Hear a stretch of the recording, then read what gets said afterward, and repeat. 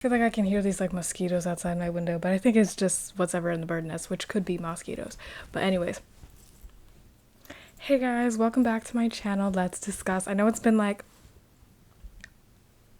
a very hot minute. It's been a very long minute since I last posted quite literally anything. I am so sorry. School distracted me, and then I got out of school and I wanted to do absolutely nothing, so I did, and now here we are. It's August. I haven't posted since March, February. I don't even know at this point. It's been a while, but I'm back. And surprise, surprise, the last video on my channel was about Marvel, and I'm back talking about more Marvel because clearly my entire personality revolves around Marvel. Yay. But this one will just be a quick Marvel roundup of all the latest Marvel things that I've seen. So, Loki, Falcon and the Winter Soldier, and Black Widow. So, let's discuss Loki, Falcon and Winter Soldier, and Black Widow. Cue the intro if I figured out how to make one. This is not going to be like an in-depth review of all these things, just my quick 2-minute thoughts on all of them. So, yeah. Hope you enjoy. And spoilers. If you haven't seen literally any of these films, TV shows. Spoilers. So yeah, let's get into it. First things first, Falcon and the Winter Soldier. I think it's Captain America and the Winter Soldier now. Who knows? Either way, I don't have much to say about it, other than it was fine. It was fine. It had a hard go of things coming right after WandaVision. Should we compare the two? No, because they're completely two different things, two different stories, but I still do. I can't help it. It's just because it's the second Marvel TV show. So obviously we're going to be like, okay, well, how's the second one compared to the first? Because the first, they got off to a good start. So now it's like, okay, can they do what WandaVision did? And they kind of didn't. They kind of did. I remember we were all up at 2 o'clock in the morning crashing Disney Plus to watch WandaVision. And Falcon and the Winter Soldier barely made a whisper on the Twitter trending page. But that Twitter trending page is not a measure for how things are doing. It did fine. It was fine. Could it have been a movie? Yes, it could have been a movie. Because it's just, here's my thing with Falcon and the Winter Soldier. It's more of the same. It's more of the same. It's more of the same Marvel that we've been seeing since Captain America, the Winter Soldier, back in God knows when that movie came out. I can't remember. 2014? Whenever it came out.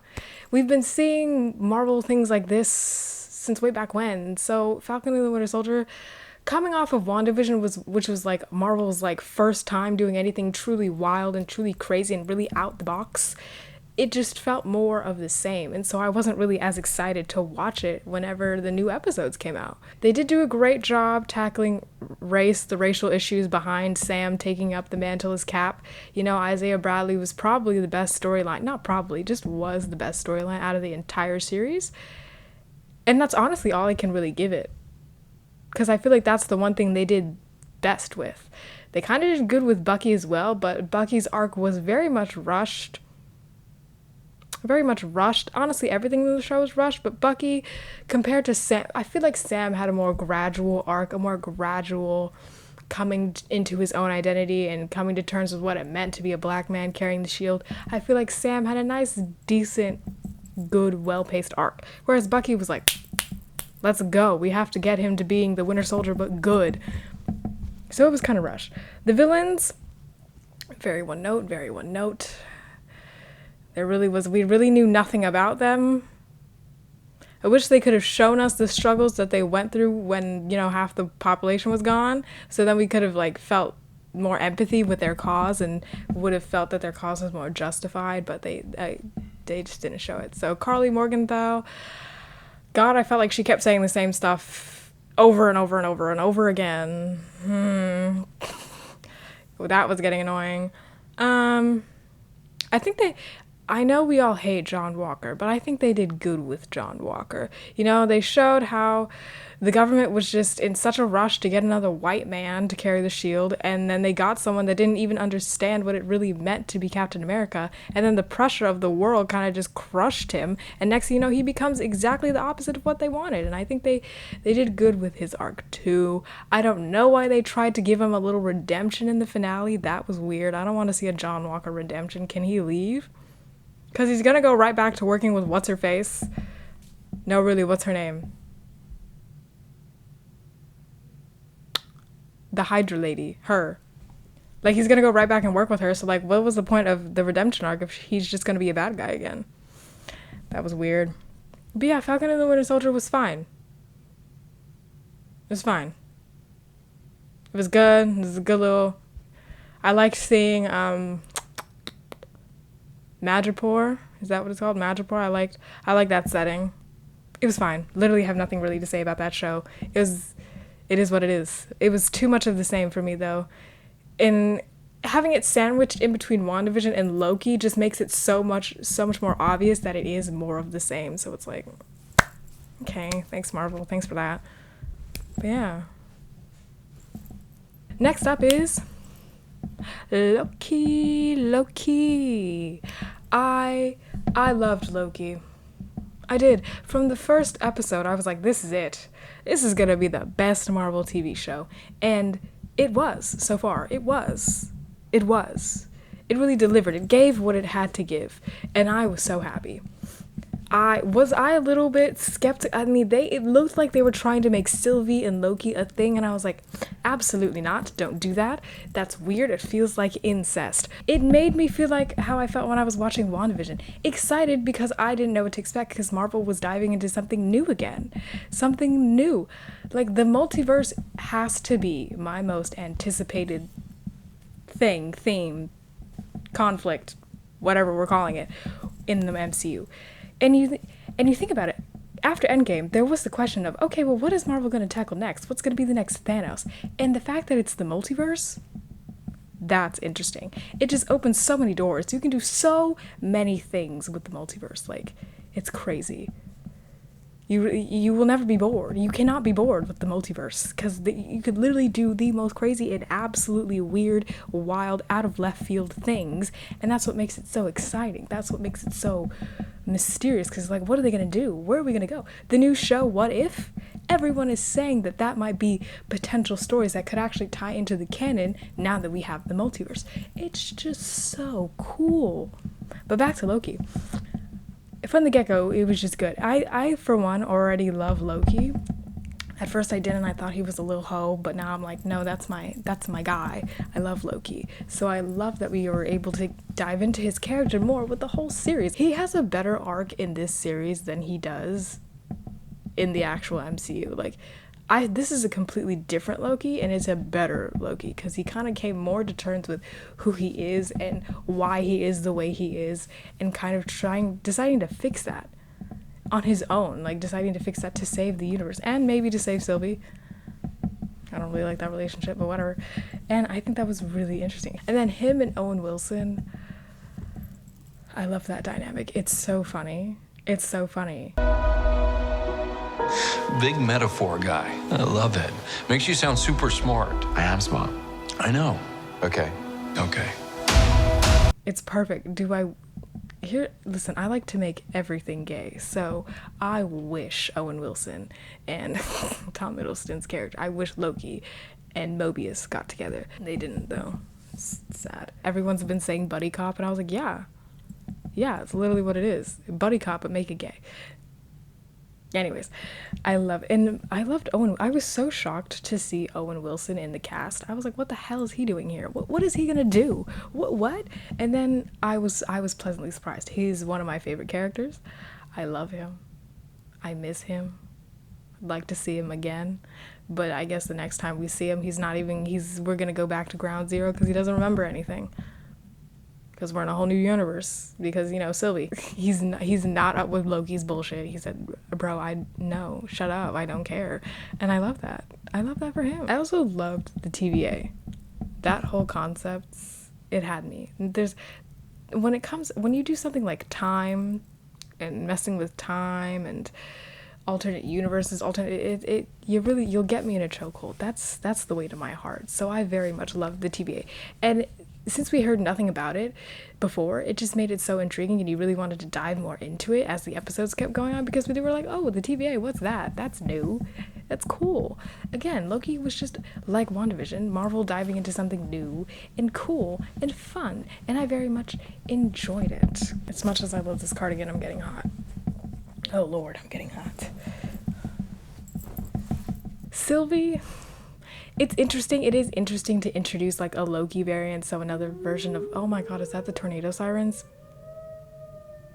I love living in Texas. Anyways, the idea of a Loki variant coming in being the villain, so we have our OG Loki and then a Loki variant, and then the fact that the Loki, it's so loud. And the fact that the Loki variant is a woman, because you know Loki is gender fluid in the comics, and now in canon he's gender fluid, so of course the Loki variant is just another, it's a woman, because Loki can be a woman. Sylvie, in the end, she was an idiot. She didn't use an ounce of critical thinking to think about whether or not she could kill or should kill Kang. She was just acting off of her own childhood trauma, which, yeah, it sucked.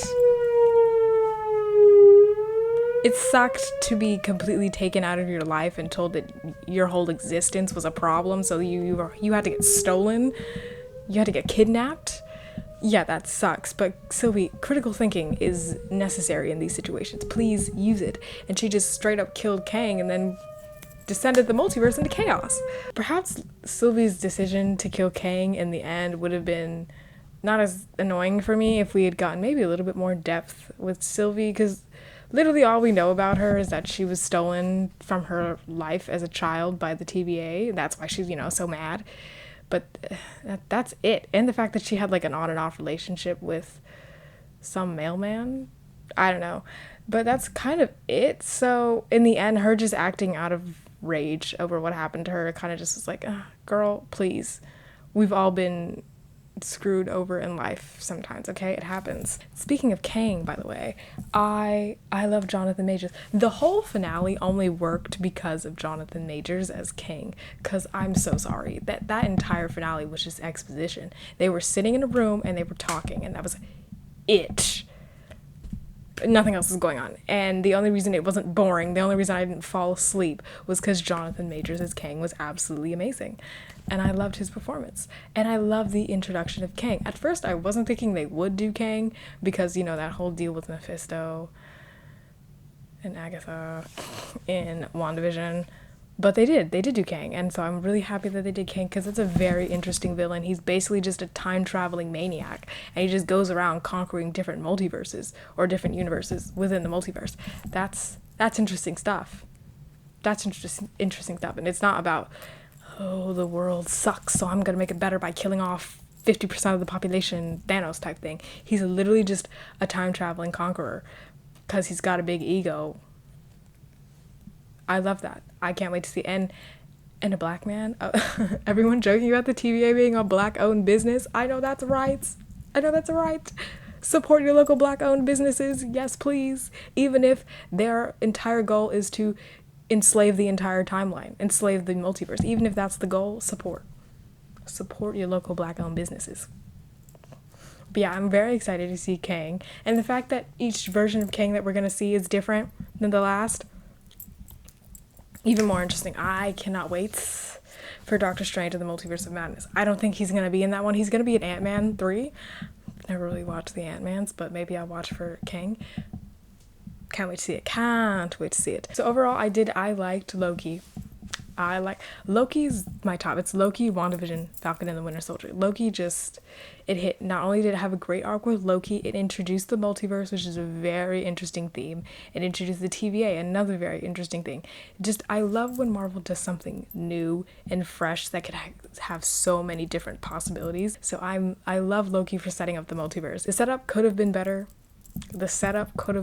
To them unleashing all those Kangs in the multiverse could have had better setup, but I love the end result. I can't wait to see more multiverse stuff. So, Black Widow.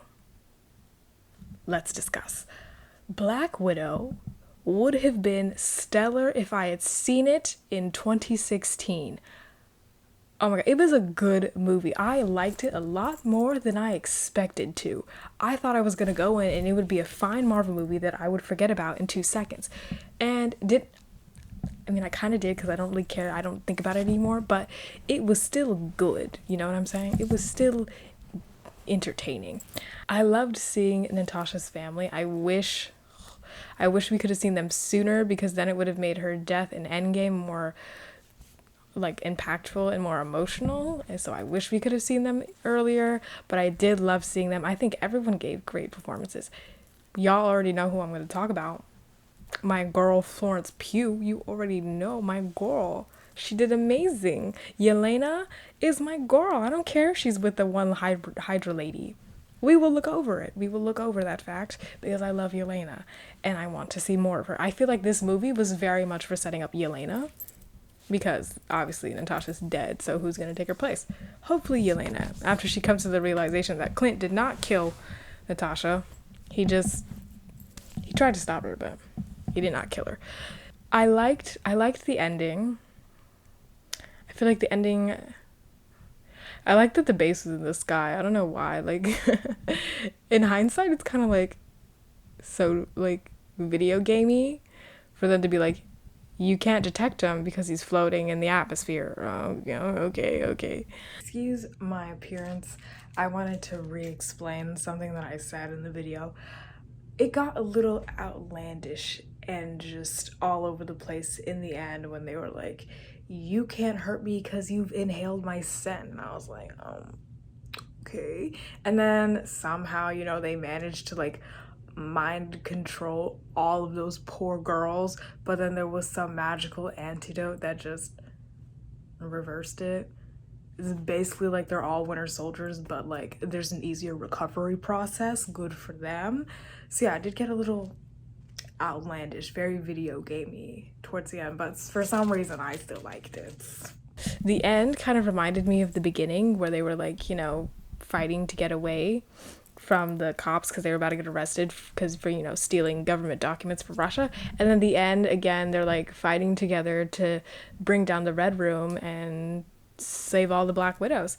It kind of, you know, they felt like a family again at the end, fighting together to, you know, bring down the Red Room. So I liked the ending. It felt like a good emotional like payoff for them as a family to me. It's just that I say that, but I can't take away anything from this movie. The one thing I can take away from this movie is Yelena.